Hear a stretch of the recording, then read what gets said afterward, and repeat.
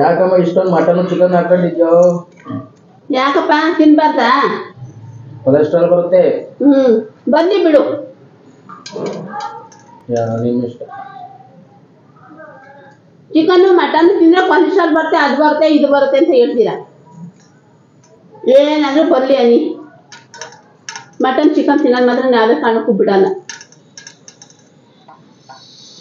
ಅಷ್ಟೊಂದು ನಮ್ಮ ಮೇಲೆ ಪ್ರೀತಿ ಅಭಿಮಾನ, ನಮ್ಮಮ್ಮ ಇನ್ನ ಸುಮಾರು ವರ್ಷ ಬದುಕಬೇಕು ಅನ್ನೋ ಪ್ರೀತಿ ಇದ್ರೆ ಅಡುಗೆ ಮನೆಗೆ ಬಂದು ಹೆಲ್ಪ್ ಮಾಡಬೇಕು.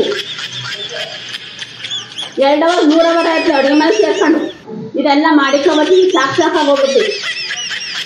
ಅದೆಲ್ಲ ಆಗಲ್ಲ. ನನ್ನ ಮಗ ನನ್ನ ಗಂಡನಿಗೆ ಇದು ಮಾತ್ರ ಹೆಲ್ಪ್ ಮಾಡೋಕ್ಕಾಗಲ್ಲ. ಅದು ತಿನ್ಬೇಡ, ಇದು ತಿನ್ನಕ್ಕೇನು ಅಡ್ಡಿ ಮಾಡಲ್ಲ ನಮಗೆ. ನಾನ್ ವೆಜ್ ಮಾತ್ರ ಹಾಕೊಂಡಿದ್ದು ಜಾಸ್ತಿ ತಿನ್ಬಾರ್ದು ನಾನು. ವೆಜ್ ಏನಾರು ತಿನ್ಕೊಳ್ರಿ, ಅದನ್ನು ಮಾತ್ರ ಕೇಳಲ್ಲ.